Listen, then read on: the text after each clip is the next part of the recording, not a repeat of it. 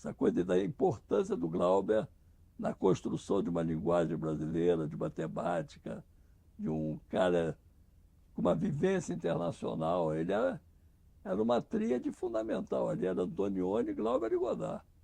Eram os três grandes cineastas e essa geração que estava aí não sabia. Então, essa coisa de repassar é fundamental. Por isso que eu acho que a memória ela é fundamental, está sempre em exercício.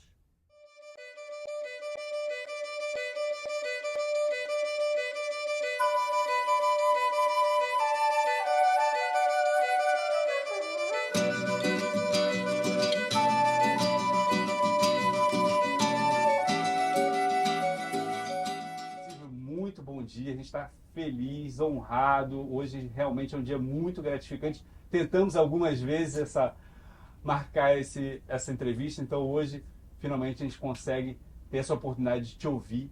Então, dentro de um projeto de Histórias de Vida, a gente começa incontornavelmente pelas suas origens familiares, pelas suas memórias familiares, no delicioso documentário que você dirigiu, Nas Asas da Panam.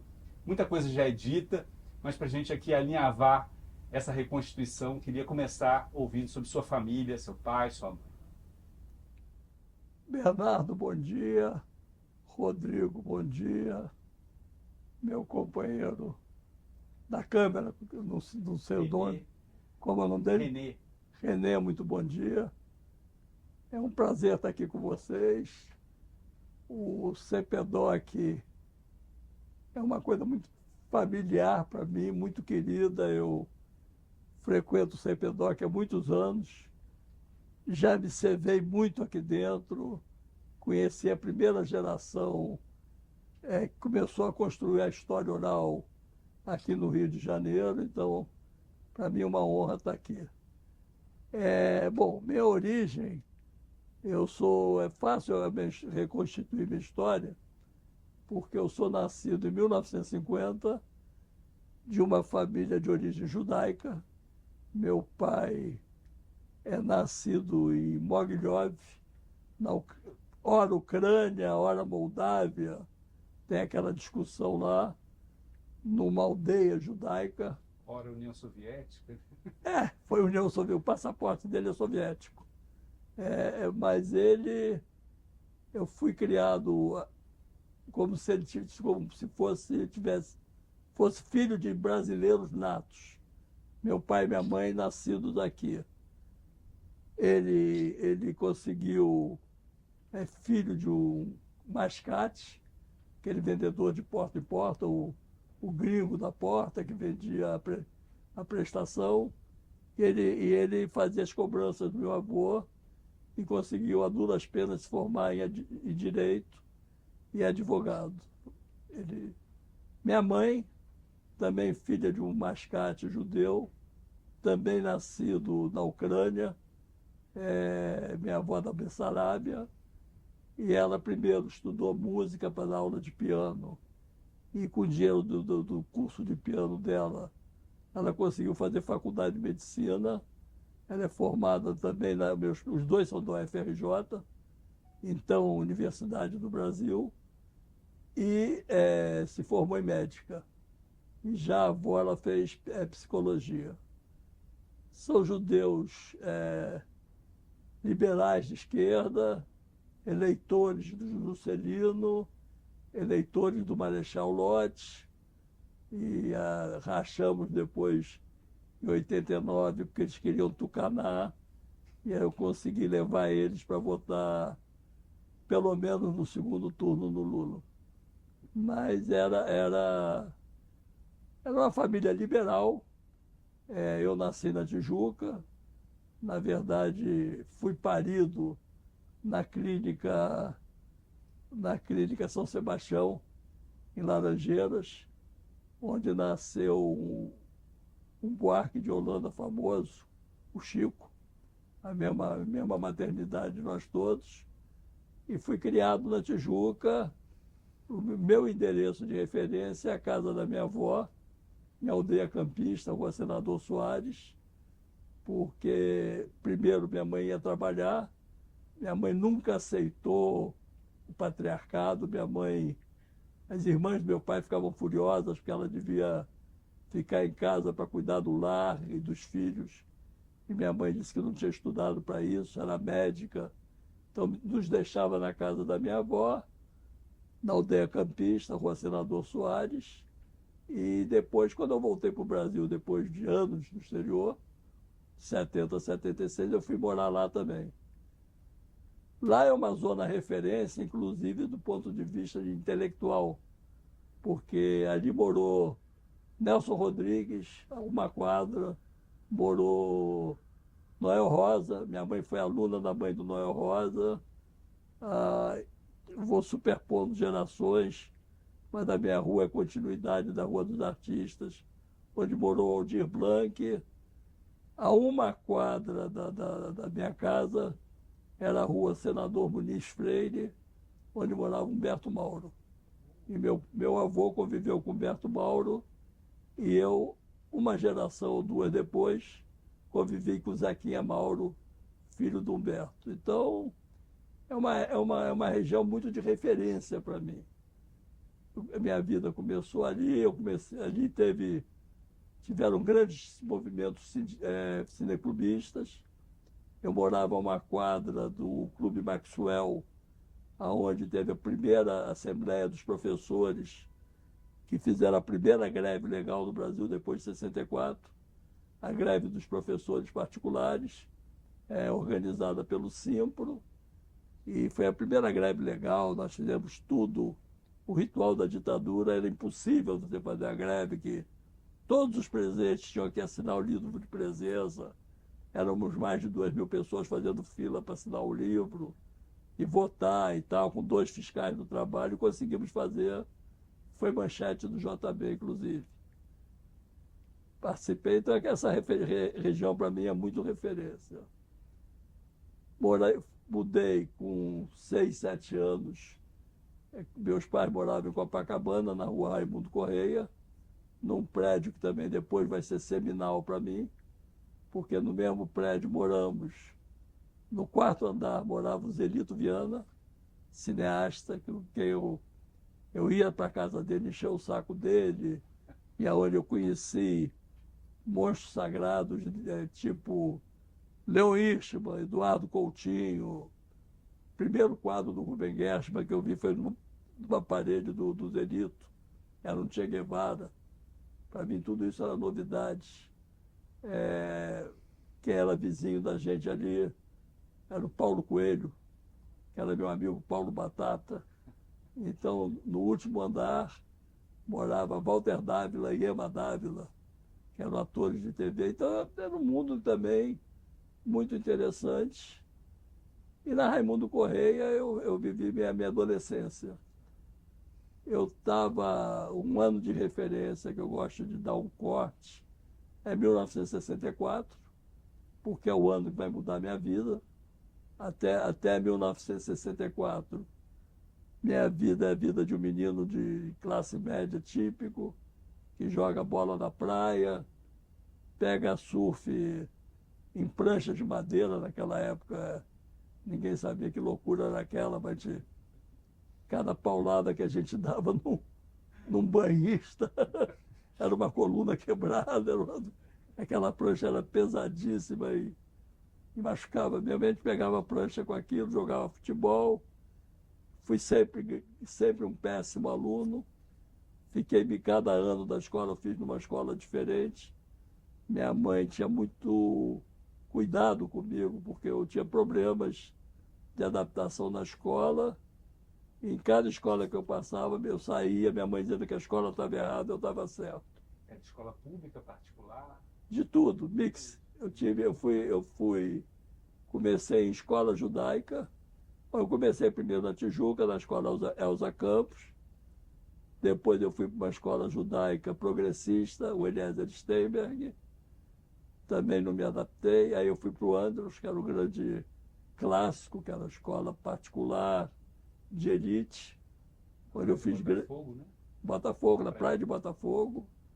Fiz grandes amigos ali, que as grandes amizades que ficam na tua vida são as de infância e juventude. Então eu O Eliezer Steinberg foi importante para mim por uma geração judaica de esquerda que depois virou gente. Tipo, meu melhor amigo era meu colega de turma, morava uma rua da minha casa, era o Jacques Wagner, que depois foi governador da Bahia, hoje é senador, é uma grande figura aí dentro dos quadros petistas. E a gente tem uma relação de carinho até hoje, fraterna. O Carlos Min, que foi da mesma escola que eu, o Ari Reutemann, que é o psicanalista, editor, dono da Garamonde, né, um grande construtor do Rio de Janeiro, o Ronaldo Steinberg, filho do Jacó Steinberg. Então, essa era a minha turma judaica. No Andros, eu fiz meus outros amigos, que eu convivo até hoje, mas que já era outro universo.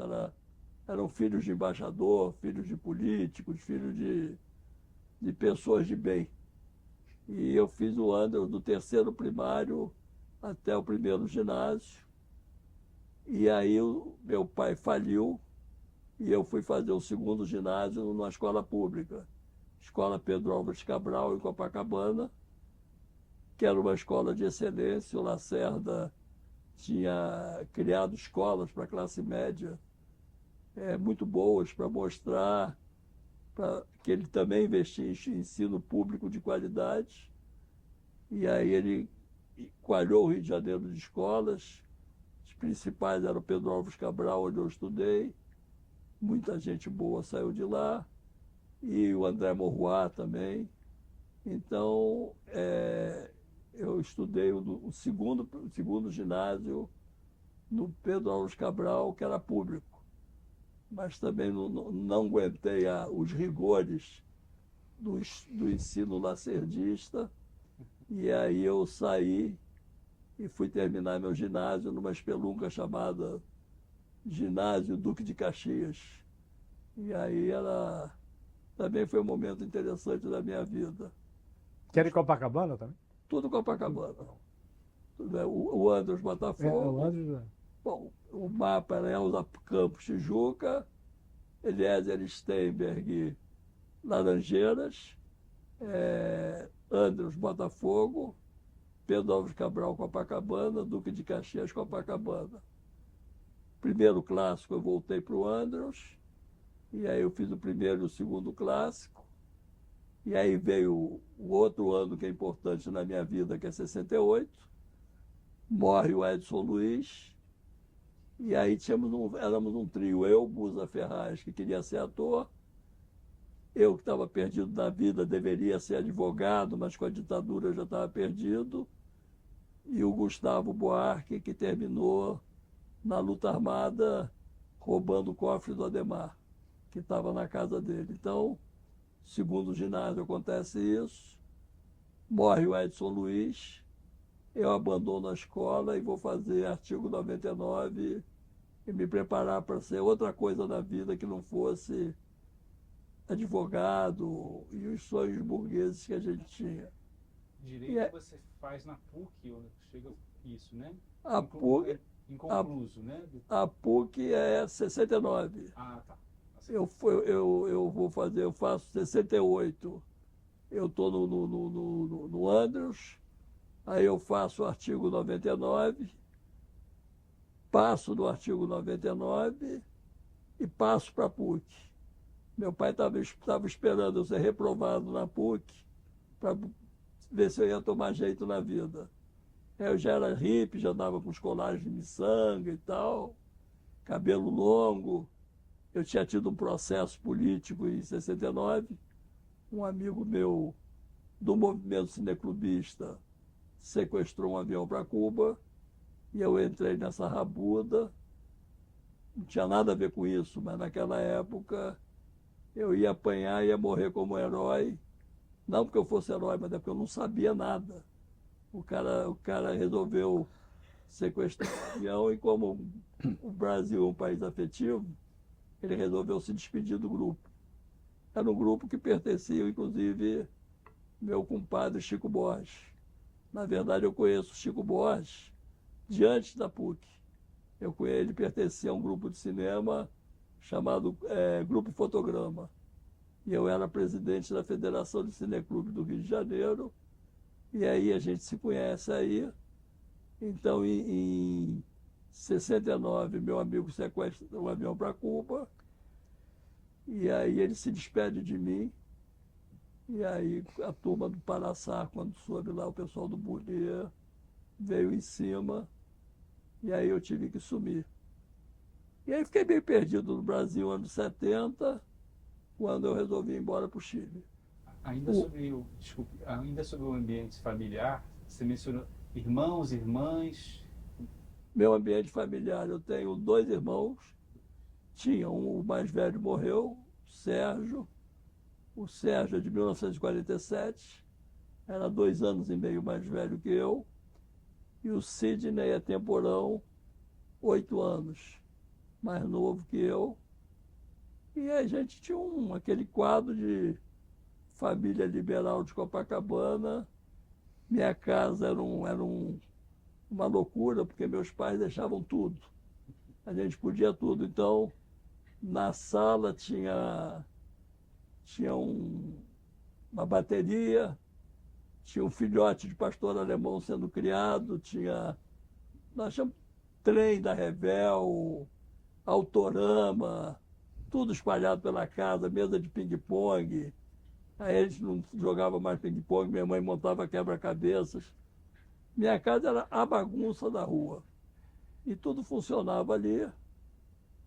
E em 64, voltando para o meu começo de vida, eu, 14 anos de idade, eu faço ano dia 12 de março. Eu fazia 14 anos, dia 13 de março, comício da Central do Brasil. O Rio de Janeiro entrou de feriado, foi decretado feriado no Rio de Janeiro, e aí não teve aula. Então, eu pude comemorar meu aniversário, no dia do meu aniversário, ao som dos Beatles.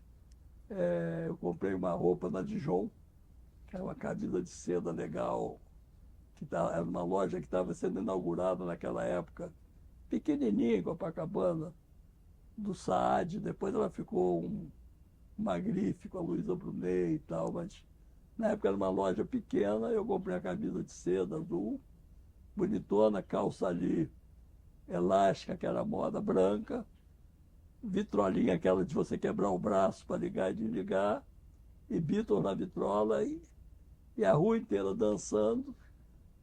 E aí no dia seguinte, no comício da Central, que eu acompanhei pela televisão, é claro, olhei pela janela da minha casa e quase todas as janelas dos prédios em frente, com panos pretos ou velas na janela. Aí eu vi que aqueles meninos que tinham passado a noite dançando lá em casa eram todos filhos de lacerdistas, golpistas. Esse era o ambiente que eu existia. 2 ou 3 apartamentos como o nosso, sem nenhuma manifestação. Porque ninguém era besta também de dizer eu aprovo as reformas. A gente aprovava as reformas em silêncio. Em relação ao seu irmão mais velho, ele também teve um interesse pela política, descoberta pela política? Não, somos completamente diferentes. Tínhamos uma convivência fraterna como irmãos. A gente se dava super bem, mas ele era muito louco, muito destemperado e era um cara assim que não tinha nenhum projeto de vida além de ganhar dinheiro. O que ele gostava na vida era de automóvel e motores. E o quarto dele era uma zorra, porque ele tinha uma motocicleta desmontada, que ele comprou e desmontou. Meu pai deu para ele um avião, um motorzinho, já era o modelo. Ele ficou amaciando o modelo no quarto, era um cheiro de querosene insuportável. E uma coleção de jornais velhos para limpar o cocô do cachorro. Esse era o quarto dele. E ele adorava automóvel. Se minha família tivesse deixado e ele tivesse num subúrbio do Rio uma pequena oficina de automóveis, onde ele passasse o dia embaixo de um Volkswagen, envenenando o carro, mexendo no motor, ele seria o cara mais feliz do mundo. Mas ele tinha que ter diploma, tinha que ter uma vida decente, arranjou uma namorada muito cedo, que a família começou a pressionar para eles casarem, judia também. Então ele foi um cara que não conseguiu ser feliz na vida. Ele, o primeiro curso que ele se formou foi engenharia mecânica, acho que ficou desadaptado, porque ele não queria trabalhar numa fábrica, ele queria trabalhar, mexer com motor de automóvel. Ele correu em corridas frequentava o postinho ali no Leblon, na divisa de Ipanema com o Leblon. Era o playboy do postinho, era completamente diferente. E depois ele fez engenharia civil para ter uma firma de engenharia, mas também não foi feliz. Ele morreu muito infeliz porque nunca deixaram ele ser o que ele queria ser. E ele se submeteu às pressões. Eu fui talhado para ser advogado, cheguei a pensar em ser diplomata e tal, mas a ditadura me tirou do prumo, porque eu não tinha mais sonho de nada. Advogado de quem no país que prendia os advogados de presos políticos? Os que defendiam os presos políticos eram presos. Eu estava numa aula de direita quando eu li que Modesto Silveira, Jorge Tavares, 5 dos maiores advogados do Rio tinham sido presos. Fazer direito? Pô, não existe justiça. E aí eu saí dessa aula para fazer cinema. Meus pais aceitaram, não ficaram muito preocupados. Como é que você vai viver no Brasil fazendo cinema? Você vai viver de quê? Você vai fazer o quê?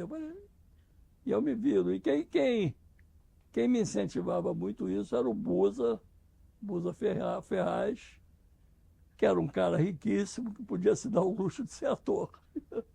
E minha mãe dizia, teu amigo é rico, cara. Você não é, você é de classe média, você vai ter que se virar. Falei, mãe, deixa que eu me viro. E fui nessa loucura. E aí, o menor só olhava, porque ele era muito mais novo. Então, eu estou te contando histórias de quando eu tinha 16 anos e o menor tinha 8. Então, ele só olhava para aquela vida, brincava na rua e tal, mas ainda não sabia muito bem o que ele queria ser e o que ele ia ser.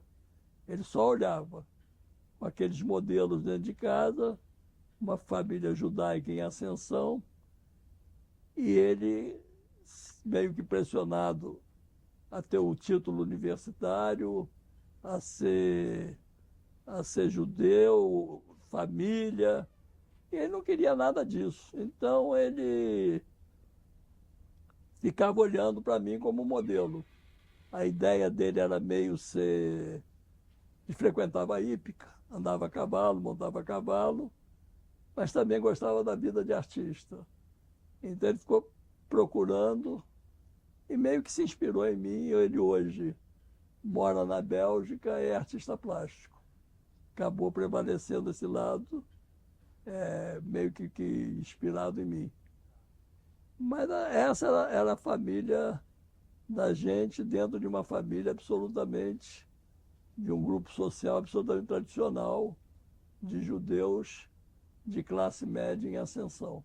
Você mencionou esses contatos em Copacabana, as amizades, do próprio prédio, e como então, que eram ligados a cinema, televisão, como é que é essa relação com os cineclubes? Você se torna aí à frente da federação, como é que é o processo que vai te levar a esse gosto pelo cinema e ao cineclube? Você foi contemporâneo do Marco Aurélio lá no Eu sou Marco Aurélio Marcondes.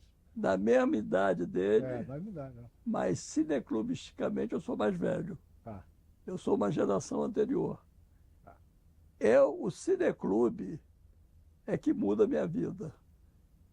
Eu vou clássico para o Andros, e aí nós temos um grupo de jovens judeus que querem começar a mexer em cultura e tal, e a gente, um divisor de água da vida da gente, é a Guerra dos Seis Dias, em 67. Porque aí a judaicidade volta para a gente. E a gente, ao mesmo tempo, era um grupo que politicamente queria fazer coisas. E aí a gente organiza um cineclube itinerante na casa de cada um de nós. Aí a gente alugava os filmes em 16 milímetros que existiam no mercado. A Metro alugava, a Citera alugava, tinha várias empresas que alugavam filmes.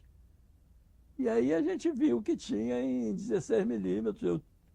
Meu pai tinha um projetor de 16 milímetros, então a gente organiza esse cineclube e começa a fazer essa itinerância.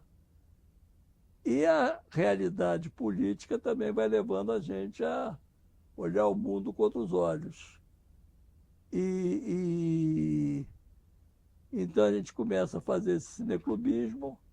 Eu vou na Federação de Cineclubes para inscrever o nosso cineclube, e aí eu começo a entrar no movimento cineclubista de cabeça, frequentar outros cineclubes, e como Abraão me disse, estende teu território, e eu vou frequentar outros cineclubes e outros lugares, e entrar no movimento cineclubista também, que nesse momento é um aliado muito forte do movimento estudantil. O movimento estudantil ele vai conquistar adeptos a partir da militância no cineclube. A gente começa a passar filmes políticos, frequentar favelas, projetar filmes, debater, conhecer pessoas. Aí os movimentos políticos querem nos conquistar para as suas posições. Aí tem o pessoal do Partidão, o PCB, aí tem o PCdoB, aí tem a turma da luta armada e tal. Então o cineclube vira um território muito interessante de seduções e conquistas de cabeças para a luta política que estava se estabelecendo no Brasil, sobretudo a partir do movimento estudantil, e que vai desaguar no ano mágico de 68. E aí a gente vai para as passeatas, tem logo no começo do ano a morte do Edson Luiz, no dia 28 de março, e aí eu vou no enterro do Edson Luiz, e aí eu desfilo. Tem um plano que no Jango eu coloquei essa imagem, que eu reconheci porque eu passei na Lapa, tinha uma loja da Patrone. E quando eu passei, eu estava nesse desfile, passando por essa loja da Patrone, eu olhei assim ao meu lado, muito por acaso, estava o Milton Nascimento e o Ouçal Guarabira, com uma faixa, Artistas contra a Repressão. E eu estava ao lado andando e tal. E aí eu vi aquela cena, eu passando ali, a tal da Patrone, e aí eu me lembrei, eu falei, eu estou nessa cena aqui. E eu montei o Jango durante quase 4 anos e não vi a cena. Quando o filme estava pronto, eu me achei. Então eu estou ali. E aí começa a minha militância. Outro que aparece ali é o Eduardo Escorel, nosso querido Eduardo Aquela eu botei de propósito. Aquela eu fiz de propósito. Eu achei a cena dele tomando uma dura, mostrando os documentos. Ali na Cinelândia. Eu vou fazer uma homenagem ao Escorel aqui. Quando você fala nessa federação de cineclubes, uma das referências, pelo menos lendo, a gente falava muito do Museu de Arte Moderna, né? O MAN como uma referência de cineclubismo. Fundamental. O Museu da Imagem do Som tinha recém-inaugurado. Tem esse circuito que, nessa geografia do Rio, passa pelo centro da cidade. Sim, é porque a vida é um quebra-cabeça, né? E é essa coisa de sinergia que vai se montando. O diretor da Cinemateca do MAN, o Cosme Alves Neto, é um dos fundadores da Federação de Cineclubes do Rio de Janeiro.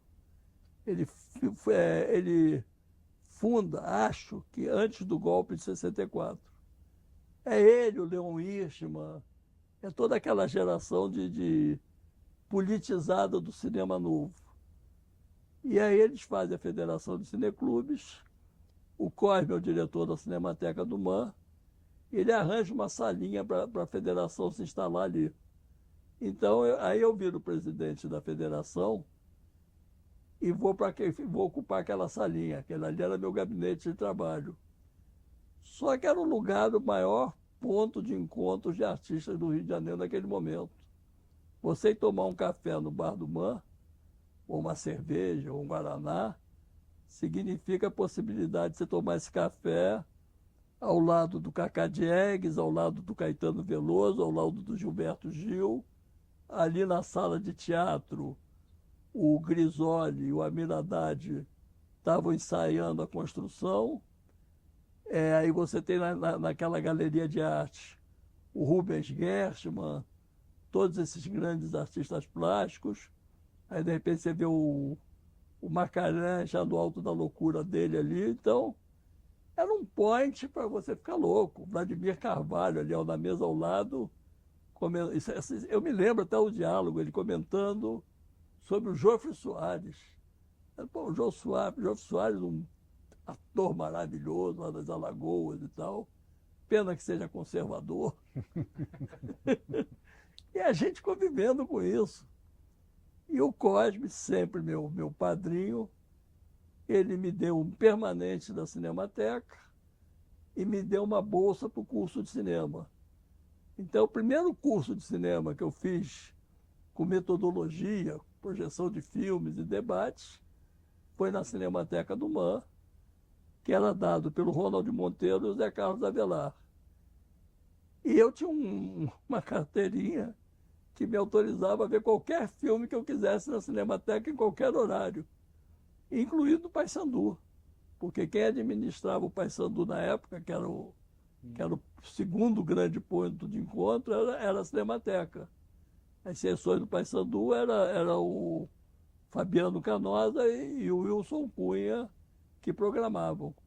Aquelas sessões de meia-noite e tal. E eu com 17, 18 anos frequentando aquele mundo. E o Cosme, de vez em quando, ele ainda pegava a Cinemateca e trancava e passava sessões especiais de filmes proibidos. Então eu vi o Encoraçado Potemkin nessa época. 67, 68, proibidíssimo pela ditadura. E Totalmente proibido, né? E o Cosme passando Encoraçado Potemkin. Fora os clássicos todos do cinema, Murnau, Dreyer, né? E aí a gente assistindo lá, na Cinemateca e no Paissandu, as novidades que chegavam sobretudo da França, né? Godard, muita coisa da França, eu me lembro muito dos Godard que chegavam. Eles pegavam, Silvio, essas cópias na embaixada, no consulado, não? Aí o consulado francês tinha na verdade a embaixada era aqui. Isso. Era a Maison de France. Era, exatamente. Às segundas-feiras, eles tinham uma sessão de cinema lá. Eu lembro. E eles tinham uma inter-relação muito boa com a Cinemateca, então eles emprestavam também para essa sala. E aí a gente assistia tudo de 0 quilômetros que tivesse acontecendo na França, a gente assistia aqui. Isso era uma forma de driblar a censura, porque esses filmes não podiam ser exibidos em cinema. A gente fazia propaganda da França também. A França era a nossa... E aí era uma coisa cultural e tal. A França era a nossa porta de saída. Na verdade, quando a gente queria ver uma coisa diferente do cinema, era nessa sala, às segundas-feiras, na Maison de France, ou no Paissandu. E o Cosme tinha muito boas relações com as embaixadas da Europa do Leste. Isso. Então a gente assistia os desenhos animados tchecos, os desenhos animados rumenos, Ion Popescu Goto, uma coisa maravilhosa. A gente assistia desenhos animados, assistia... O primeiro filme do Chris Marker que eu vi foi lá, entrou como cinema underground americano, e era um filme francês, A Sexta Face do Pentágono. Mas aí a gente via todos os tipos de filme e tinha uma formação diferente. E também tinha as publicações, eles fizeram um pequeno panfleto sobre o cinema do Joris Ivens. Entre os redatores, eu me lembro bem, estava o Gilberto Santeiro. E eu li aquele panfleto e, pelo que falava do Joris Ivens, eu defini minha vida. Eu falei, eu quero ser documentarista. Eu quero ser que nem esse cara que tinha na epígrafe uma frase dele: onde tem alguma coisa queimando, eu estou lá. Ele filmava tudo, falei, eu também quero, é isso, eu quero viajar, quero ir atrás dos fatos, das coisas. E aí, quando eu fui para a França, a primeira pessoa que eu procurei foi o Jorge Sives, que me recebeu de braços abertos, a partir de um panfleto que eu descobri na Cinemateca do MAN. Entendeu? A Cinemateca do MAN. Então, esse momento é esse, né? E aí junta tudo, política com militância política, com vontade de mudar o mundo, com vontade de viajar, de conhecer o mundo. E aí ninguém me parou mais. E nesse circuito, seu trânsito por esse universo de cineclubes, você vai fazer o primeiro... Bom, tem um que você faz com o Zé Litriano, que você mencionou, que era da sua vizinhança, e você vai fazer entrevista com o João Cândido nessa proximidade com o MIS. Sim. Tinha esse conjunto de depoimentos orais que o Ricardo Cravalbin coordenava. Nesse contexto, você começa também as suas próprias e primeiras produções, é isso? Vamos fazer um outro caminho agora, de algumas coisas que eu deixei passar que são importantes. A primeira é a seguinte: meu pai sempre foi um cara que buscou coisas. Meu pai tinha um armário cheio de câmeras fotográficas, tinha uma Rolleiflex. Não era todo mundo que tinha uma Rolleiflex. A Rolleiflex era a câmera profissional, era a câmera dos fotógrafos. A O Cruzeiro só deixava fotografar com a Rolleiflex. Os Carlos Barreto tinha, acho que tem até hoje. Fotografei você na minha Rolleiflex. Na minha Rolleiflex. Tá no samba, tá no Desafinado. O Zé Medeiros, para poder trabalhar com a Leica, ele teve que fazer um jogo. O Zé Medeiros gostava mais da Leica, que era pequenininho. Aliás, o Evandro Teixeira também. Eles entram na onda do Cartier-Bresson. E aí ela é a Leica. E aí eles fotografavam com a Leica, iam para o laboratório, cortavam a foto quadrada, 6x6, e entregavam para a revista. Que a revista não aceitava 35mm. Então eles ampliavam um pouco, recortavam, e era como se tivesse feito numa Rollei, mas fizeram numa Leica. Todo mundo usava Leica e meu pai tinha uma Rollei. Meu pai tinha um projetor 16mm, Bell e Howell. Então toda semana ele levava filme para gente. Quer dizer, eu tive essa educação em casa também. Eu morava em frente ao Metro, ao Arte Palácio e Copacabana. No Metro eu vi os grandes clássicos americanos, 10 Mandamentos, Ben-Hur. No Arte Palácio era o cinema italiano. Era do Hugo Sorrentino, era uma família que tinha uma ligação com a Itália, então eu vi todos os clássicos italianos, Ladrões de Bicicleta, Roma, Cidade Aberta, e sobretudo nos anos 60 para frente as comédias italianas, maravilhosas, Mastroianni e tal. E no Copacabana eu vi o primeiro documentário na minha vida, que é Quirongose, o Mestre Caçador. Eu via chanchadas. Então, eu tive essa formação anterior que eu devo a meus pais. Sobretudo a meu pai, que era esse aventureiro. Nas asas da Panam, eu nunca tinha entendido. A minha relação com meus pais era um pouco difícil também. Eu nunca tinha entendido o que meu pai fazia com tanta câmera fotográfica, de todas, daquelas boas câmeras de Ford daquela época e tal. Eu nunca entendi para que ele tinha tanta câmera, eu nunca vi ele fazer uma fotografia, a não ser nós em Teresópolis nas férias. E aí, quando eles morreram, eu fui pegar as coisas, eu fui pegar os objetos pelo afeto, não pelo valor. Tem uma coisa engraçada que meu irmão ficava olhando a etiqueta dos tapetes para ver quanto vale e tal. E eu ia no telefone de JK que meu pai tinha e achei uma gaveta cheia de fotografias, levei. E aí eu achei, é uma sequência que está nas asas da Panam, as fotos da minha mãe. Meu pai fazia fotos lindas da minha mãe. Eles viajavam pelo mundo e ele fazia fotos, se você for ver, as cores combinam. a parede com a roupa, o ambiente e tal. Ele era um puta fotógrafo e eu não sabia disso. Então, eu tenho essa formação em casa. Então, essa é a primeira coisa que eu não falei para vocês, que é importante nessa minha formação. Essa minha vizinhança com os cinemas, ela é fundamental, porque eu assisto muito filme. Antes de entrar no cineclube, eu já tinha esse gosto de ir ao cinema e assistir ao cinema. Então, essa coisa a gente tinha deixado passar e eu queria deixar registrado. Você morava lá, Raimundo Correia? Raimundo Correia, 27602. Zelito morava no 402, Paulo Alberto Monteiro, Arthur da Távila, do 404, Paulo Coelho, do 704, e tinha lá embaixo, que é o lado mágico da vida, o professor Rude, que adivinhava as pessoas. Então você ia lá fazer uma consulta, a gente vendia umas água milagrosa, aquela água e tal, e ele adivinhava. Depois descobriu-se que ele tinha uma secretária que ficava na sala conversando com as pessoas, aí cada um contava seus dramas, aí ela saía, ia lá para dentro e dizia: aquele cara fala aí, o problema é esse, aquele outro. Ele acertava tudo. Até que um dia a polícia foi lá e pegou ele como charlatão. Então, com o Arthur da Távora e os Elitrianos, você participa de uma primeira... Ah, você perguntou o João Cândido. Eu pulei essa parte. O João Cândido, sempre os irmãos Ferraz, eles são figuras fundamentais na minha vida.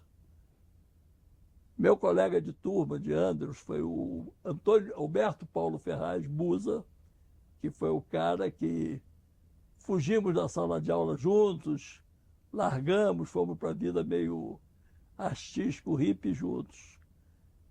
Ele tinha um irmão do meio, que era o Hélio Paulo, que era o empresário e que seguiu o caminho do empresário.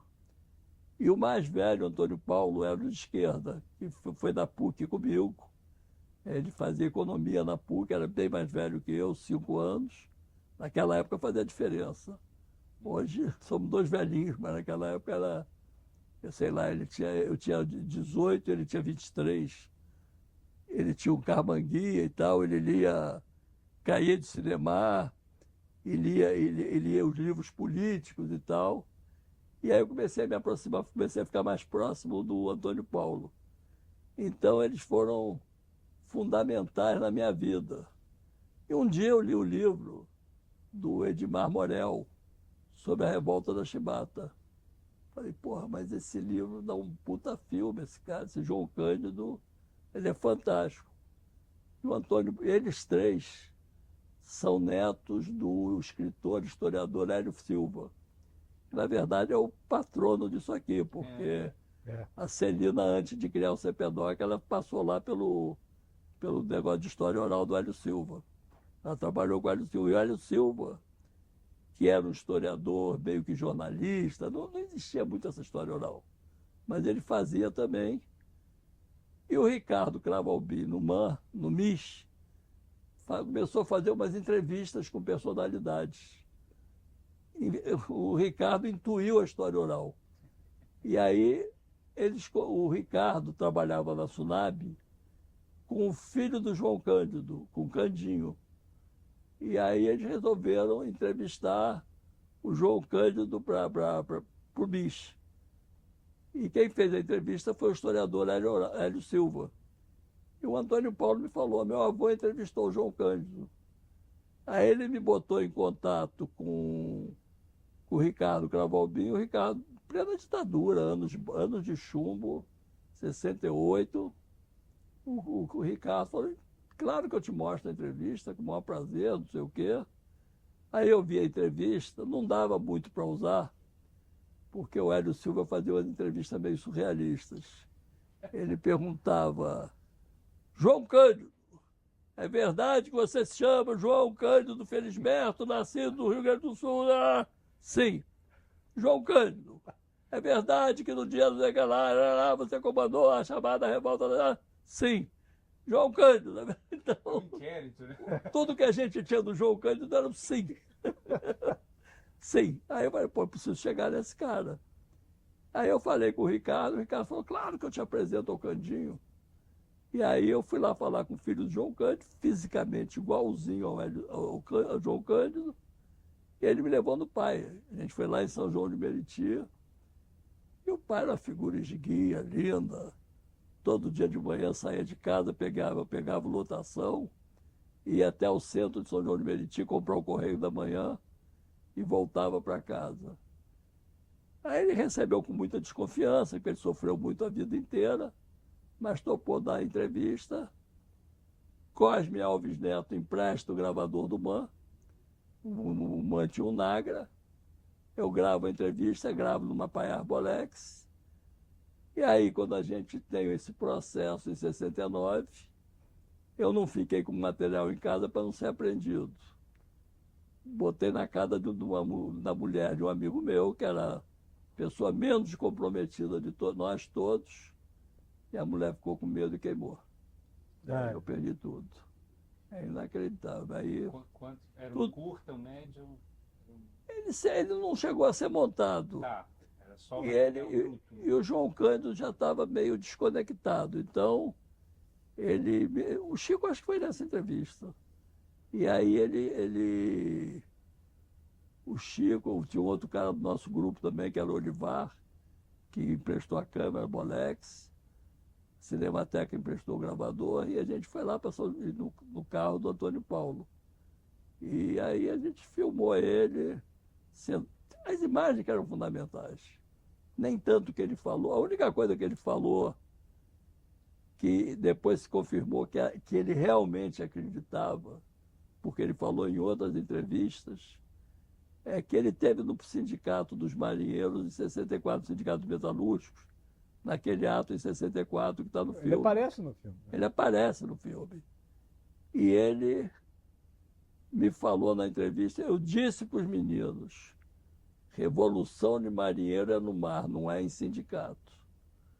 Ele me falou isso, eu tinha gravado. E depois eu vi outros livros, outros filmes, que ele confirma que isso era uma opinião dele, que ele foi lá, apoiou os garotos, que aliás também prestigiaram ele, deram uma pensão para ele e tal, mas ele achava que aquilo ali era um ato que não era um equívoco. E do ponto de vista nacional, realmente virou um equívoco. Você mencionou que foi um pouco um insight a partir da leitura do livro que te deu a gana de fazer. Sim, foram duas coisas. Eu li o livro do Edmar Borel, conversei com o Edmar Borel, procurei ele. Ele estava como assessor de comunicação de uma prefeitura aí do estado do Rio, Cabo Frio e tal, me recebeu muito bem. E foi o que me fez me aproximar do Nelson Werneck Sodré. Eu entrevistei o Nelson Werneck Sodré, convivi com ele a partir dessa entrevista. Eu era um luxo, cara. Eu com 18 anos, tomando chopp no bar do Ópera com o Nelson Werneck Sodré, discutindo o João Cândido e a revolta da chibata e a proletarização da classe média. Mas vamos assim dizer, ainda era um impulso ali, a ideia de fazer um filme era algo ainda amadorista, você já tinha em mente de que isso seria parte do teu métier, ou um pouco isso vai mais à frente, é que vai se configurar como... Eu nunca tenho em mente nada, eu filmo.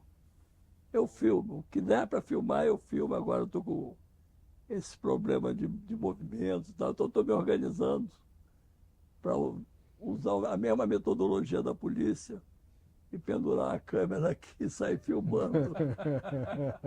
Porque eu perdi a melhor cena, a última cena do Ziraldo, que é absolutamente genial. Eu fui ontem ao cemitério me despedir do Ziraldo. E aí eu fui meio tímido e meio discreto, porque o velório foi no MAN, e eu fui no cemitério que eu sabia que era uma coisa reservada para a família. Eu era muito amigo do Ziraldo, ele se gostava muito, mas não era da família, eu não queria ficar lá. Então eu fiquei quietinho num canto. Eu estava ao lado da porta, na frente, quando chegou o furgão com o corpo do Ziraldo, e chegaram 2 furgões. E aí chegou um primeiro furgão cheio de coroas de flores. Aí pararam aquele carrinho de transportar o caixão, encheram de coroas, e ela foi para dentro do cemitério. E o Ziraldo ficou ainda esperando para entrar.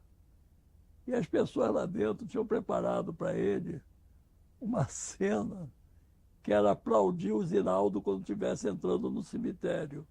Era fazer um grande evento para receber o Ziraldo. E aí, quando chegam as flores são aclamadas.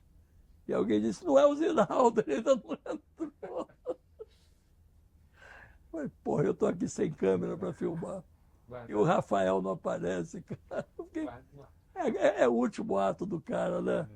O último ato de humorista é uma piada. Guardadas as devidas proporções, isso lembra a questão do funeral do Di Cavalcante, filmado pelo Glauber. Você estava aqui me lembrando exatamente disso. Sim. Na minha cabeça veio o funeral do Di. O funeral do Di, que o Glauber fez uma cena ali. Que gerou também toda uma celeuma em torno de liberar, proibir. Foi proibido. Foi proibido. A gente escondeu o material lá, lembra? Aquele filme ali gerou. E ele só está liberado hoje porque alguém descobriu que ele está proibido no Brasil, mas fora do Brasil não. Então alguém botou nos Estados Unidos. Exatamente. Aí você consegue assistir no YouTube graças a esse artifício. Mas aquele filme do Glauber é absolutamente genial. E eu vivi a mesma situação depois que eu fui quando o Glauber morreu, que eu fui sempre o Cosme me liga de manhã cedo, no sábado. Glauber morreu, vamos lá, foi comigo, me acompanha lá na Clínica Bambina. Aí eu fui, cheguei lá, estavam os amigos dele, o Cacá, o Joaquim Pedro e tal. Eu tinha acabado de fazer os anos JK. E eles me pediram, filma um funeral pra gente, uma homenagem.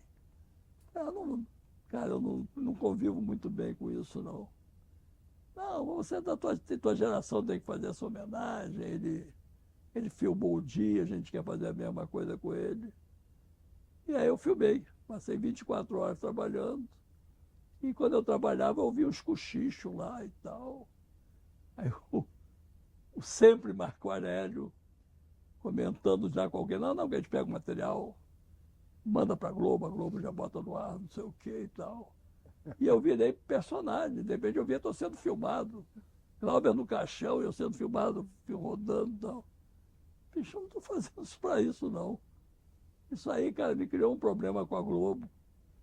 Eu fiquei na lista negra da Globo anos. Eu não podia pegar material, não podia pegar nada, porque falei, eu não estou fazendo para isso, não. E deu uma briga, e a dona Lúcia. E eu fiquei anos sem poder montar esse material. Aí, já nos anos 2000, dona Lúcia resolveu liberar o dia e deu uma entrevista para o Globo. E aí o Globo ouviu os amigos da família, ouviu o Cacá. E o Cacá falou, é verdade, o filme está proibido, é um absurdo, mas a família fez a mesma coisa com o Silvio. O Silvio filmou o funeral e está proibido também. Aí o Globo me ligou, no dia seguinte estava liberado o material, eu montei e virou Glauber o filme. Labirinto do Brasil, né? Mas foi um momento, um pouco, que eu devo essa ao Cacá. O Cacá é que eu fiquei esses anos todos em silêncio para não prejudicar o Glauber. Se eu dissesse, a família também me censurou, justificava a existência da censura. Eu sou contra qualquer censura, então eu falei, não fiquei calado. E nessa cronologia você tinha exibido, lançado Os Anos JK em 80, ele falece, o Glauber falece em 81, então você já tinha também o nome pelo fato de ser o documentarista de um filme que tinha, em termos de público, né, tinha tido uma grande bilheteria. Então, quer dizer, você já filma com essa condição de documentarista reconhecido publicamente pelo trabalho dos Anos JK. Mas o filme do Glauber que eu ia fazer eu volto para o JK, só para encerrar o assunto interior, era outro. Eu ia fazer um curta-metragem parecido com o Dia, que era uma homenagem ao Glauber. Da geração do Glauber era ele, né? Mas, quando eu fui terminar o filme, 20 anos depois, ninguém mais sabia quem era Glauber. A geração seguinte eu não sabia mais quem era Glauber. Aí eu tive que fazer outro filme para outra geração, explicando quem era aquele personagem. E quando o filme passou no Festival de Brasília, naquela noite se esgotaram todos os filmes do Glauber em todos os videoclubes, porque aí as pessoas passaram a entender quem era Glauber. Essa coisa da importância do Glauber na construção de uma linguagem brasileira, de matemática, de um cara com uma vivência internacional. Ele era uma tríade fundamental. Ali era Antonioni, Glauber e Godard. Eram os três grandes cineastas. E essa geração que estava aí não sabia. Então, essa coisa de repassar é fundamental. Por isso que eu acho que a memória ela é fundamental, está sempre em exercício. Para então a gente chegar no processo de produção dos anos JK, então, essa primeira metade dos anos 70, você fica em trânsito entre Chile e França, é isso?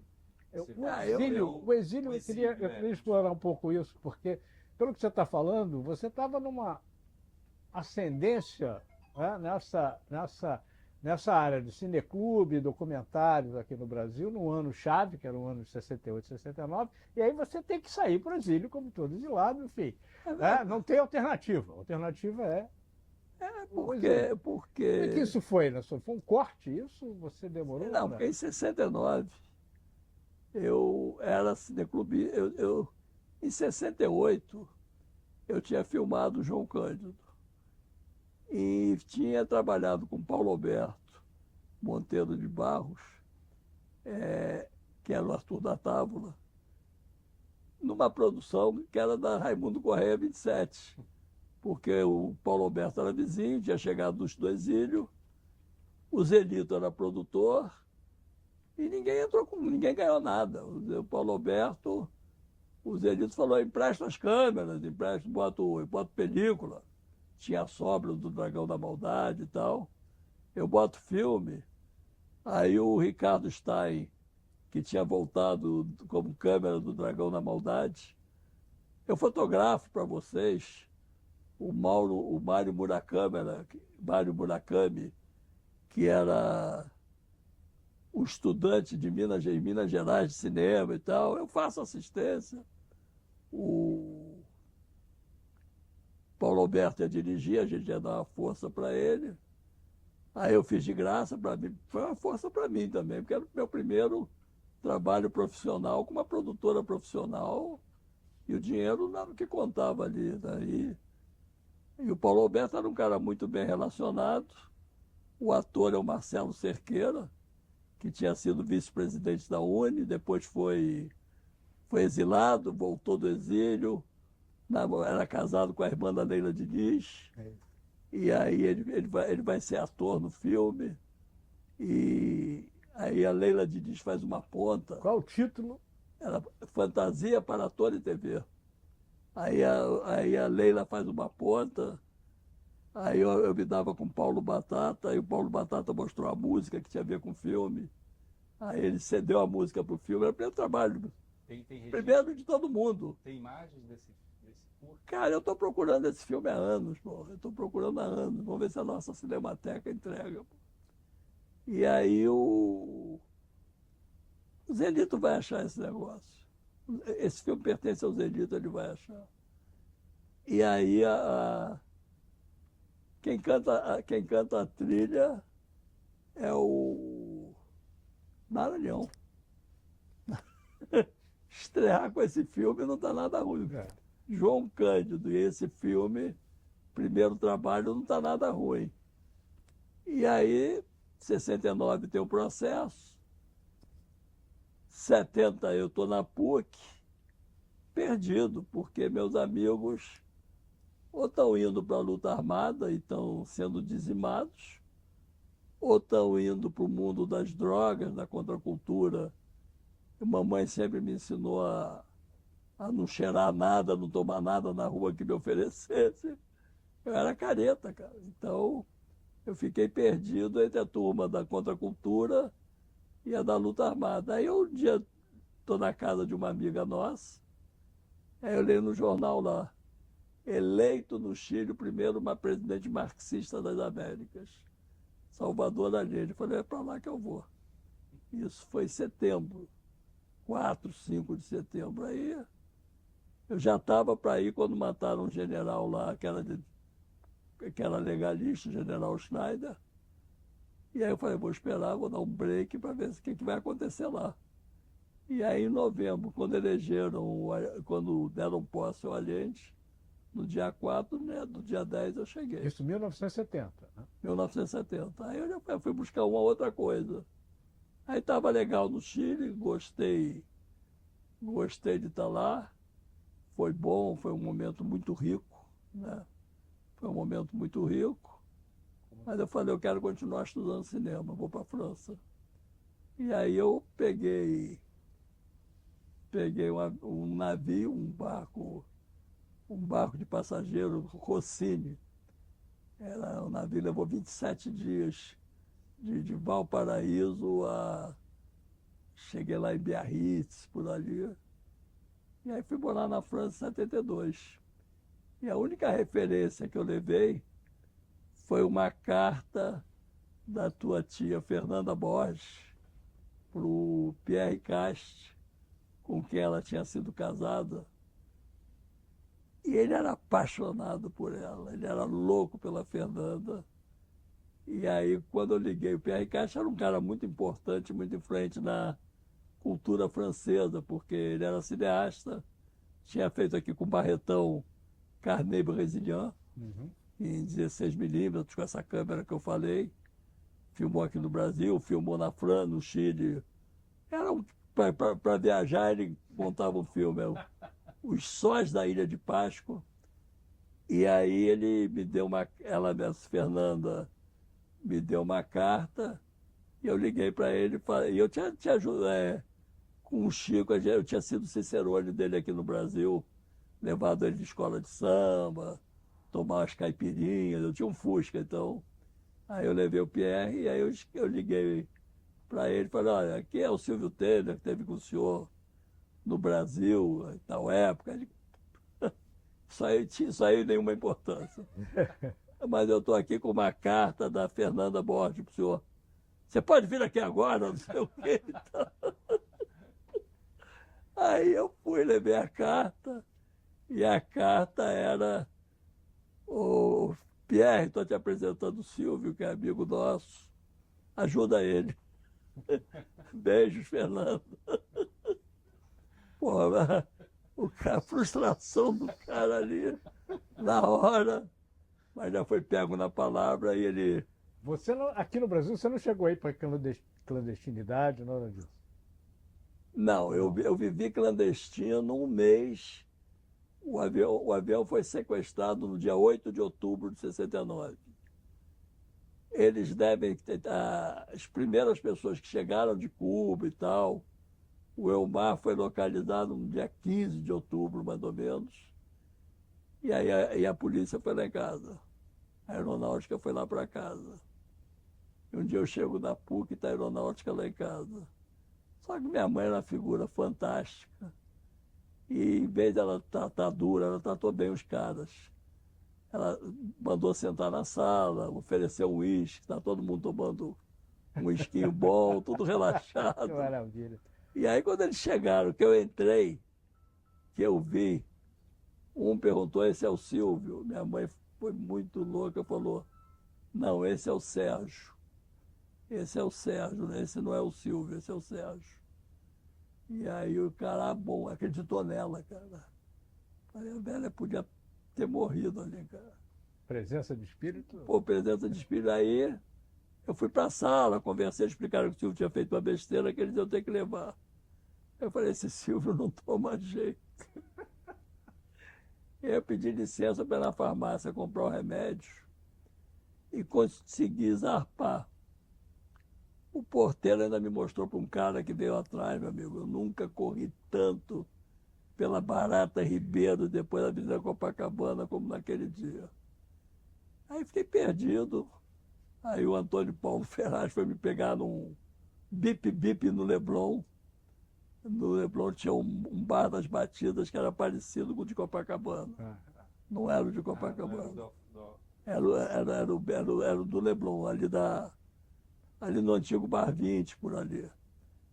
Era onde hoje tem a estátua lá do Casé. O obelisco, O obelisco no do Bar Casé. 20 mesmo. Era bem no Bar 20 mesmo. Bar 20 ali. Aí eu fui para lá. Aí o Antônio Paulo me pegou lá e me perguntou: você quer. Ali eu entendi minha vida. Ele falou: você quer sair do país ou quer ir para a luta armada, para a clandestinidade? Eu falei: sair do país, eu não consigo pegar uma arma. Aí ali eu resolvi minha vida. E aí depois ele me entregou para meu pai me levou para São Paulo, e eu fiquei desse dia. No dia 4 de novembro, eu estava a uma quadra de onde mataram Marighella. Até um dia que meu pai chegou em São Paulo, com o jornal, um edital de convocação como revel para depor no IPM. Ou eu me apresentava ou eu era revel. E os caras falaram: se ele se apresentar, tudo bem. Se a gente achar, vai matar. Aí meu pai me mostrou e falou: o que o senhor vai fazer? Bom, aí apareceu uma alma salvadora, um brigadeiro, que topou se apresentar comigo e dizer: você não vai ficar preso. E aí eu fui para a aeronáutica, depois no gabinete ao lado do Bournier, e tinha tido um caso mais complicado, porque teve um sequestro de um outro avião para Argélia, e tinha 4 oficiais da aeronáutica a bordo que não reagiram, que estavam depondo por escrito ao meu lado, muito maltratados, porque, para eles era uma traição inadmissível 4 oficiais a bordo não reagirem ao sequestro. E aí eu fiquei lá, e aí fui levado, fui acarinhado por uma das pessoas que se despediu do Elmar também. Fui levado para uma sala e aí passou um dos caras que tinha estado lá em casa, que encontrou comigo. E aí falou: tudo bem, Sérgio? Sérgio é meu irmão. Eu falei: tudo bem, eu só queria dizer que eu sou o Silvio. Você é o Silvio? Agora eu estou ferrado, agora ele se vinga. Mas acho que ele ficou tão envergonhado de ter frente a mim, não ter feito nada, sumiu, desapareceu. E aí eu ouvi o bate-boca lá fora da sala, o brigadeiro que me levou lá batendo boca com outro brigadeiro. O outro brigadeiro da Frânio: ele tem que ficar, ele sabe. E o Afrânio dizendo: eu prometi à mãe dele que eu ia levar ele, eu vou levar ele não vai ficar. Não fiquei, aí ele me levou, escapei. Não, porque, saí só para a gente se situar bem, né, o contexto, setembro de 69 foi o sequestro do embaixador americano. Né? Logo depois, esse sequestro do avião, que você estava sendo chamado para, digamos, esclarecer. Né? E novembro, 4 de novembro de 69, mataram Marighella. Ou seja, esse era o ambiente é quando a repressão começa... Pega pesado. Pega pesado. Não, eu fui no meu processo, esse cara que foi acarinhado comigo, ele foi triturado no depoimento dele, e eu e ele tivemos um depoimento divergente. Ele, debaixo de porrada, falou: eu ali, até então naquele momento, sem acontecer nada, neguei. Porque se eu assumir, eu estava fodido. Claro. Né? O Elmar, antes de ir embora para Cuba, perguntou: você quer ir para Cuba? Eu falei: quero. E aí ele falou: então espera que o Leão vai te procurar. E esse cara contou essa história, porque ele ouviu, ele estava perto da gente. E quando o coronel perguntou a mim no meu depoimento, eu falei, não, não aconteceu nada disso. Nunca pensei para Cuba e tal. Aí mandaram ele entrar e a gente foi acareado. E aí ele perguntou, e aí, quem está mentindo? E os dois ficamos calados. E aí ele falou para o outro cara, e aí, você vai falar ou vai ficar preso? E aí, meu amigo, pô, pelo amor de Deus, não faça isso, eu não aguento mais e tal. Aí ele pediu arrego, eu entendo perfeitamente, porque a gente é herói se não tomar porrada, né? E ele tomou muita porrada. Então, depois nós ficamos na mesma sala, um frente ao outro, sem se falar. E esse bate-boca lá de fora da sala, o brigadeiro que me levou com outro brigadeiro que queria me manter preso. E aí o brigadeiro que me levou era uma pessoa de mais respeito na aeronáutica, e aí conseguiu me tirar de lá de dentro. E aí eu saí lá de dentro, fiquei na casa de um amigo da minha mãe, semanas, prisão domiciliar, mas escapei. Aí era terrível, cara, era terrível, era um momento muito, muito difícil, né? Por isso que eu não condeno quem fale sobre tortura. Eu acho que é muito luxo você ser herói. Entendeu? A gente tinha feito esse retorno, dessa reconstrução, para você falar naquele momento da sua chegada na França, Pierre Cast, como é que é? Então, esse período. Paris é uma festa. Eu chego em Paris, é uma festa. Chego em Paris em abril de 72, 4 anos depois de maio. As pessoas se cumprimentavam na rua, se ajudavam. Eu fui no grupo de cinema do Chris Marker. Eu cheguei lá, eu no navio já conheci um artista surrealista, comunista francês, chamado Fernand Tessier. Ele já me apresentou o Alain Lance, um poeta que dirigiu uma revista chamada Action Poétique. Ele me apresentou um casal, Philippe e Denise Odiquet, que ela era professora de filosofia top, e ele era cineasta e crítico de cinema.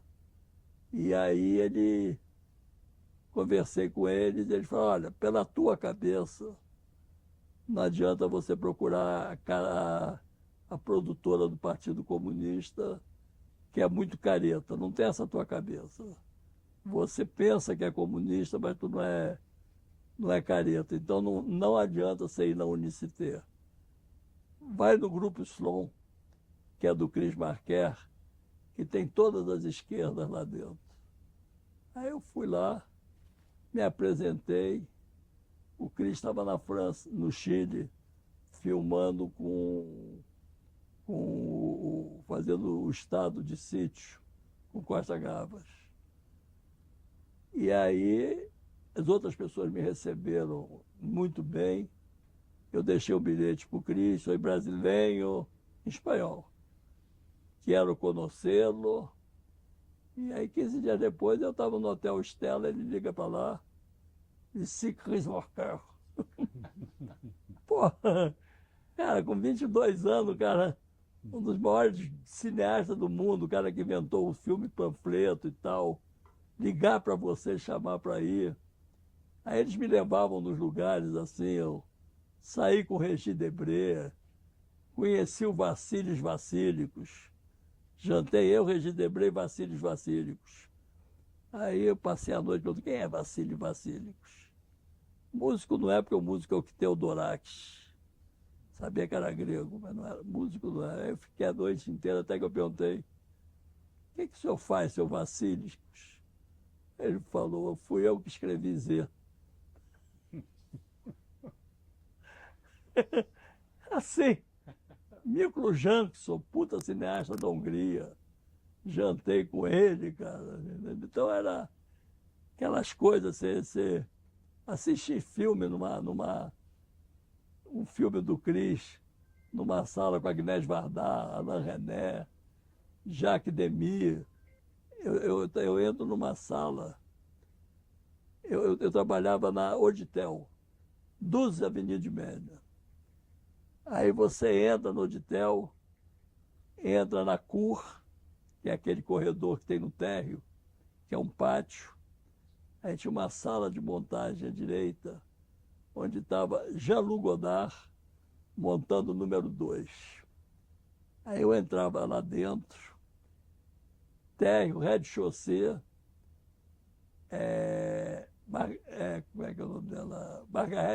Margaride Duras, India Song. Primeiro andar, meu guru, Jorge Ives, montando a série sobre a China. O cara que me levou para o documentário trabalhava na sala ao lado da minha. Eu à direita, a espiral com Chris Marquer. E o último andar, mas não menos importante, quem era? Orson Welles montando F for Fake. Que maravilha. 23 anos de idade, cara, era uma loucura, entendeu? Era uma loucura. Um dia eu estou andando na rua, fui ver um filme Sartre por ele mesmo. Aí eu saio do filme do Sartre, caminho na praia. Eu gosto muito de brincar, de ver uma pessoa na rua e dizer, olha o Foucault ali e tal. Aí eu vejo um careca e digo, olha o Foucault, eu olho o Foucault mesmo. Aí pego, atravesso o Boulevard Saint-Michel para jantar, tá François Mitterrand e Danielle Mitterrand atravessando a rua de mãos dadas. Pô, cara, em Paris era uma festa, cara. Paris era uma festa. Também nos anos 70 era uma festa. Bem anos 70, você conhecia todo mundo. Eu tinha um amigo que eu conheci no grupo de cinema, Antônio Bonfanti, que é um dos inventores do som direto. É ele, o som antigamente era antes do Nagra e do Bonfanti, era todo limpinho. Então era tudo som limpinho, uma música e tal. Aí o Bonfanti dizia, mas vem cá, você vai comer num restaurante, não tem barulho de talheres, não tem louça, não tem copo. E aí ele incorpora o ambiente ao som. Pode dar uma olhada, isso aí é anos 60, Bonfanti. E esse cara me adota e me leva em 72 para assistir a mixagem de um filme. Aqui, quem conhece cinema dessa época se lembra do Nelson. Tinha 2 estúdios aqui no Rio, ou Hélio Barroso, aqui tinha o Nelson e o Hélio Barroso. E aí eram 2 pistas. Aí você pegava, tinha 6 pistas de mixagem, ruído, diálogo 1, diálogo 2, música, 6 pistas. Aí você pegava as 6, jogava em 3, e aí jogava em 2 e jogava em 1. Isso era a mixagem aqui. Lá eu fui primeira vez que eu entrei nesse estúdio, tinha 16 canais. Na hora, era tudo junto. E tudo com legenda embaixo, acompanhando, cara. Era uma loucura. O Bonfanti mixando lá. E eu vendo o filme, eu olhando aquela decadência da tecnologia europeia. Pô, imagina, 16 canais para fazer aqueles filmes europeus. Pô. Aquele preconceito, né, vindo do Chile, pô, revolucionário. Aí o Bonfanti me apresentou o Bernardo. Aí o Bernardo perguntou, como é que vai o Glauber? Glauber, estou fazendo besteira e tal. Porque o Glauber tinha feito aquelas declarações sobre o Geisel, sobre o Golbery. Aí eu falei, Glauber, problema. Tal. Aí 1 mês depois eu fui ver o filme. Bernardo era o Bertolucci. O americano grandão era um tal de Marlon Brando. E a menina bonitinha era a Maria Schneider. Eu dentro desse universo, cara, era uma loucura. Você mencionou essas sociabilidades, essa socialização. Imagino que tanto Chile quanto França tinham as comunidades brasileiras nesses períodos, que também imagino que você tenha circulado, frequentado, convivido. Porque foi uma época em que a América Latina estava em alta. Cuba era um país muito respeitado, a tecnologia cubana, cinema cubano era muito respeitado, e a própria questão da luta armada, que ainda fazia cabeças até a hora que os italianos lá fizeram a cagada de assassinar o Aldo Moro, né? Até esse momento, você dizer que era latino-americano e que você era ligado à luta armada, ou defendia e tal, isso era muito bem visto. Aí o assassinato do Aldo Moro e o fim da Guerra do Vietnã, e aí se descobriu o massacre no Camboja, os Boat Peoples que saíram do Vietnã e tal, deu uma cambalhota na cabeça dos franceses, cara. Da noite para o dia todo mundo abandonou o Partido Comunista, a esquerda começou a virar pária na Europa. Mas aí eu já estava voltando para cá, já estava começando a anistia no Brasil, aconteceu em 79, 75 Portugal dos cravos também deu um outro ambiente, e aí mudou um pouco o jogo, mas até esse período que eu vivi na França, até 76, foi fantástico. Você mencionou que cruzou o oceano de navio, mas depois você volta para o Chile nesse contexto do... Em 73, eu fui passar férias no Chile. Eu morei no Chile até 72. Em junho de 73, teve uma tentativa de golpe no Chile, dia 28 de junho. O Allende controlou. Então a gente achou que estava tudo bem. O Márcio Moreira Alves me avisou, eu disse que eu estava indo para o Chile. Falou, bicho, está tudo perdido lá, vai ter um golpe mesmo, não vai durar não. Falei, eu vou para lá. Aí eu fui no comecinho de julho. E aí o pessoal ainda... De novo? Como é que é? De navio de novo? Não, eu fui num voo surrealista, que era um charter europeu. Foi um charter que eu peguei em Paris, comprei um bilhete super barato e o bilhete era Paris, Santiago. Mas aí, na verdade, era o seguinte, o voo do charter era um ônibus de Paris, acho que até Bruxelas, ou Luxemburgo. Aí a gente pegava um charter até Lima, desembarcava em Lima e pegava um voo da Lanchile para o Chile. Minha passagem tinha dia de ida, dia de volta certa, e só pela Lanchile, não podia trocar. E aí eu passo um mês no Chile, eu tenho que sair do Chile num voo no dia 4 de setembro. E aí meus amigos dizem, você não vai ficar no terceiro aniversário da Unidade Popular? Eu falei, não dá, minha passagem está marcada e tal.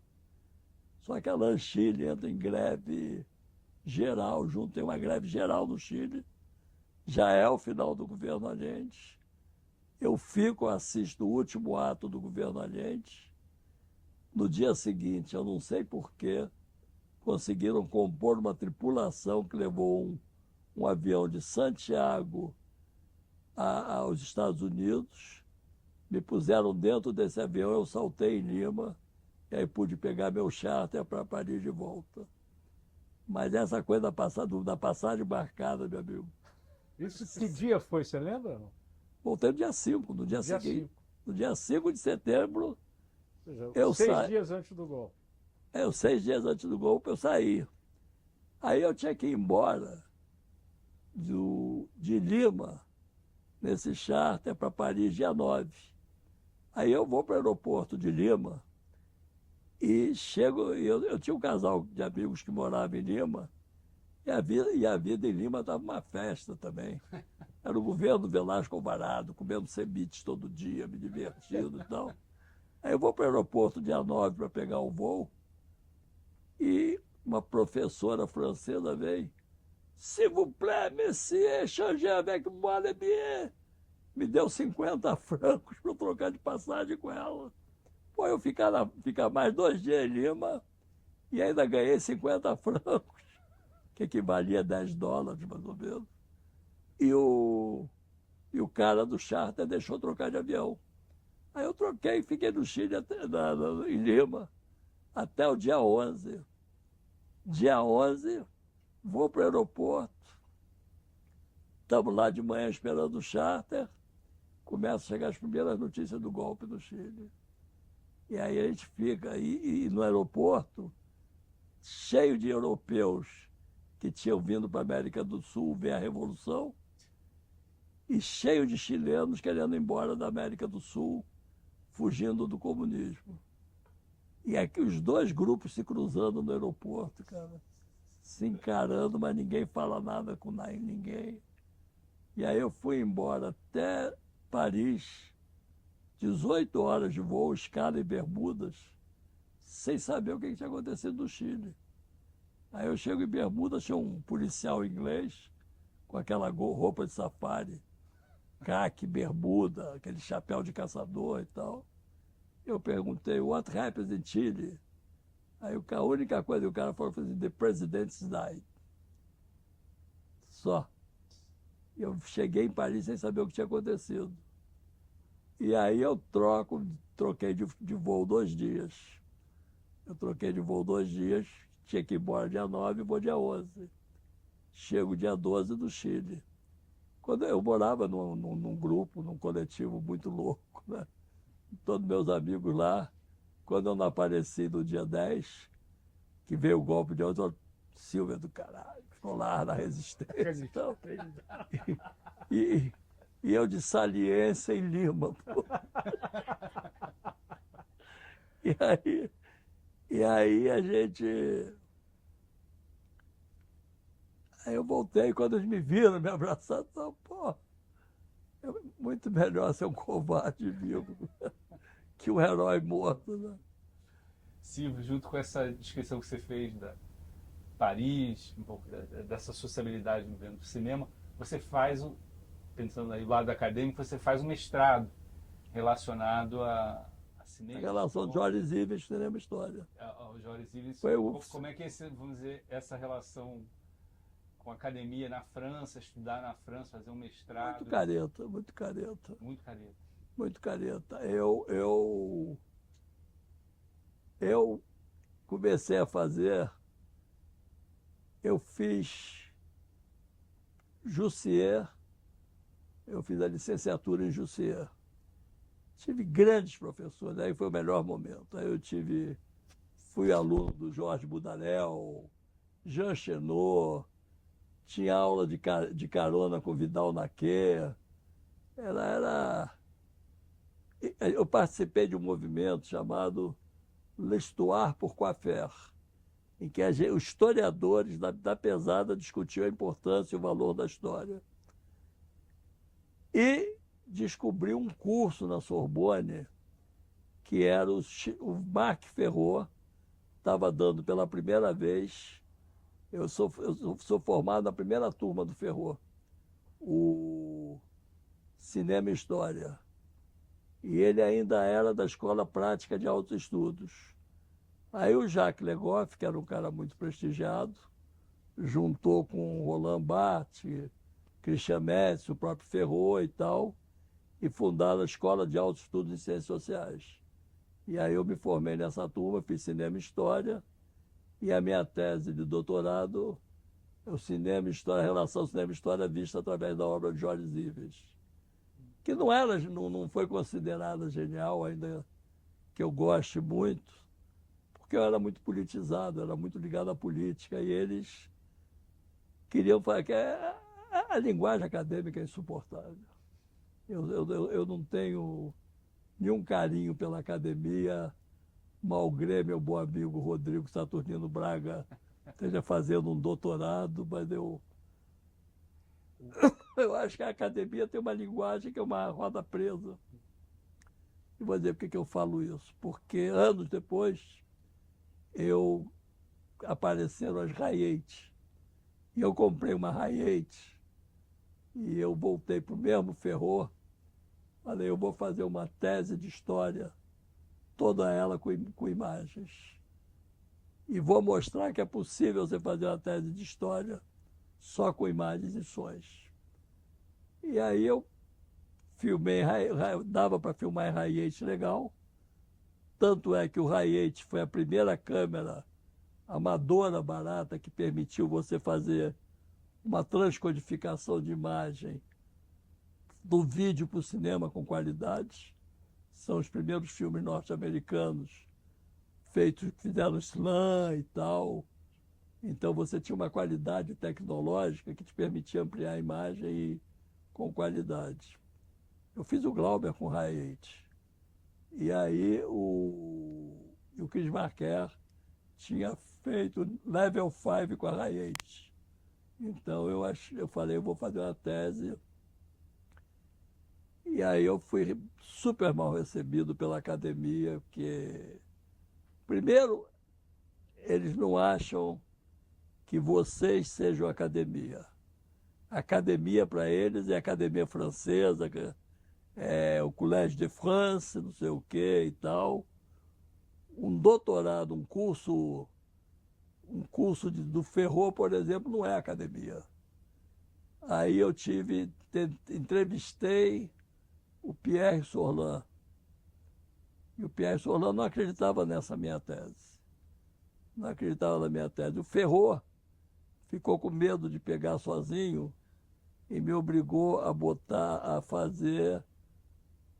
Eu tentei contar a história da migração judaica, a minha tese era a história da migração judaica para o Brasil, através de entrevistas e imagens. Eu viajei ao Brasil, entrevistei Jacob Ginsburg, Moacir Scria, Boris Schneider, todo esse pessoal, peso pesado da cultura judaica, que tinha uma inserção no Brasil, eu entrevistei, e o meu filme seria esse.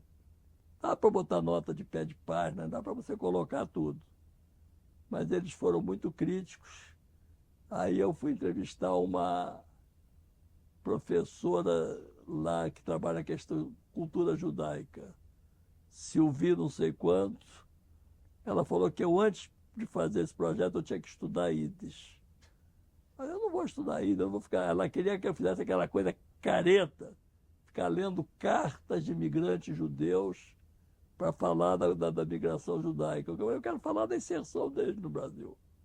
É outra coisa, é a presença da cultura judaica no Brasil. Aí já tive essa barreira. O Pierre Sorlan acha que não dava filme, ainda que fosse um historiador que fez os filmes cheios de equívocos, mas fez. O Ferrot encostou na Dominique Schnapper, filha do Raimundo Aron.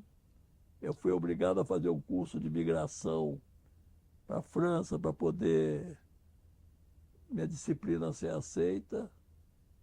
E aí ficou nesse caos, foi um negócio tão broxante, que eu vim ao Brasil buscar material, eu tentei fazer uma bolsa meio sanduíche, e vim fazer entrevista no Brasil.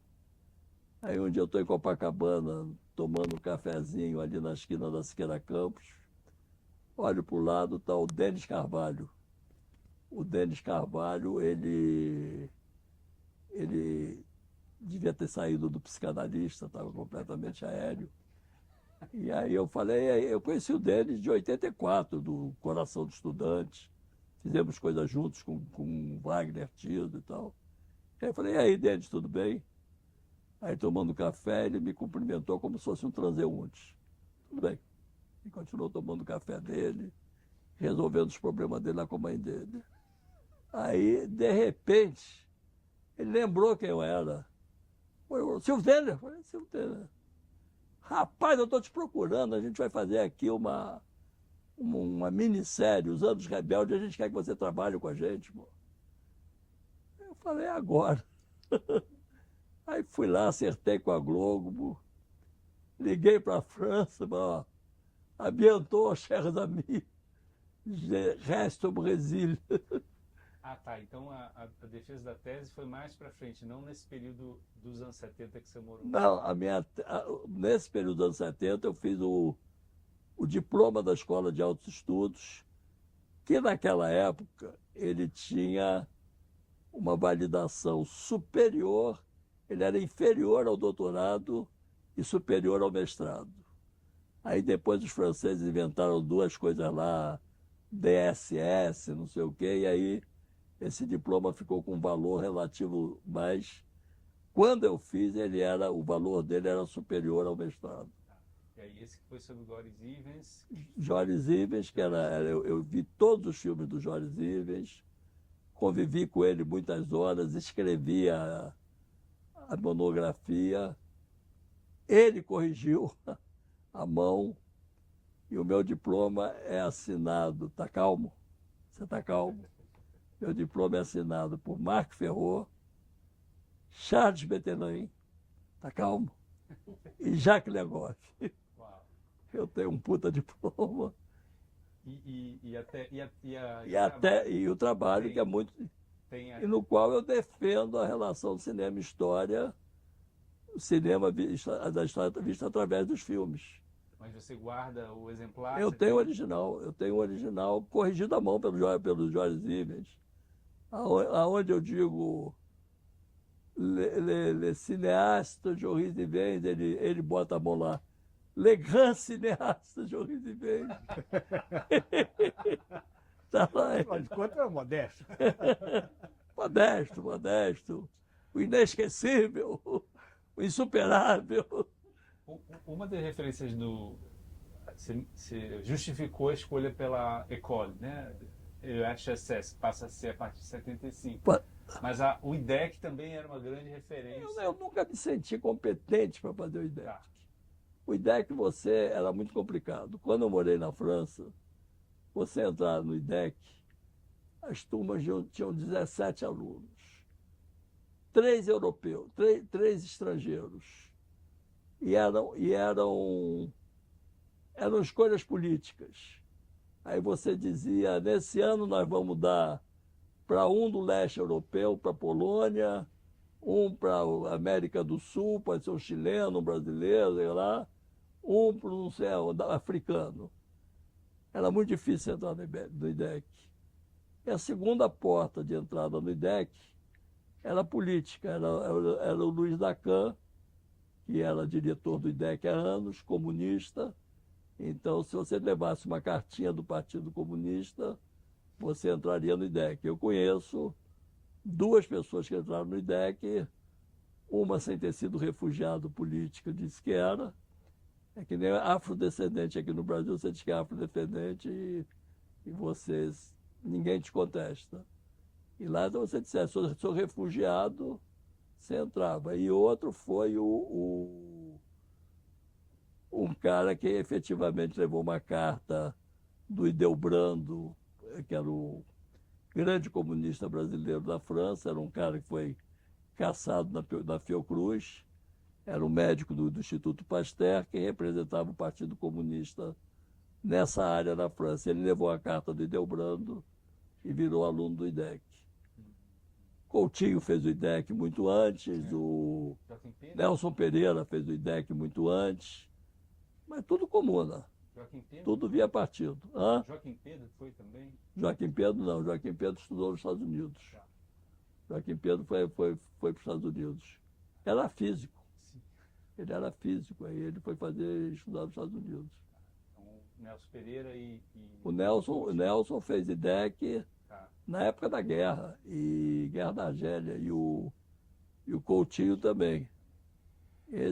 Ainda uma curiosidade sobre esse período em Paris. Tudo comum, todo brasileiro dessa época que tem IDEC chegou pelo partido. Tá.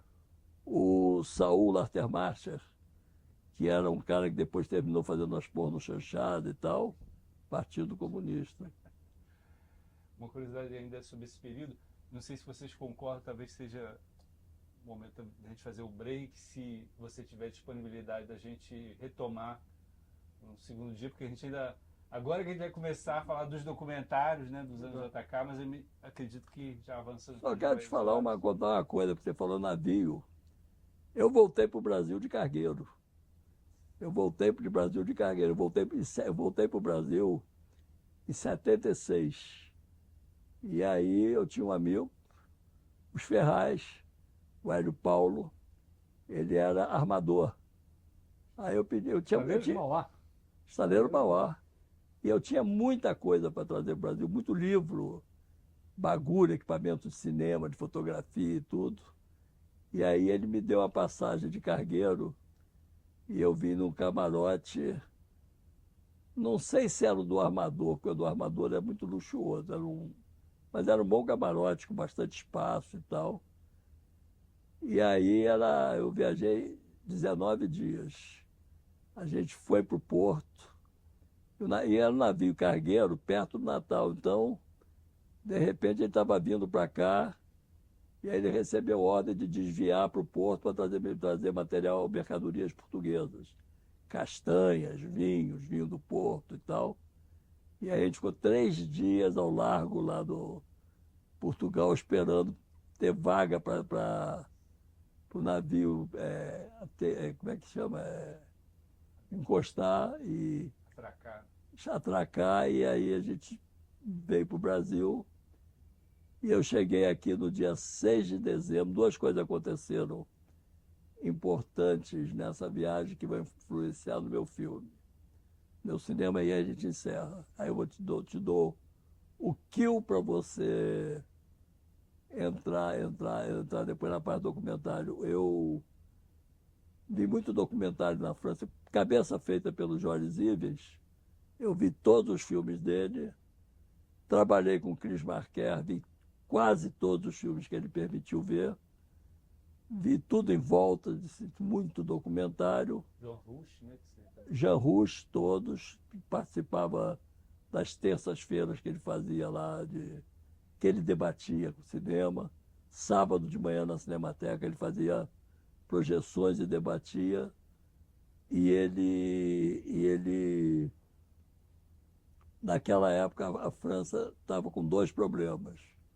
Uma, a releitura da história da Segunda Guerra Mundial, que a resistência francesa sempre foi apresentada como heróica. E aí apareceram alguns filmes que mostraram que não era bem assim. Um era o filme Français et vous saviez e Chagrin la Pitié, do Max Ophüls, que ele detona a história da resistência francesa.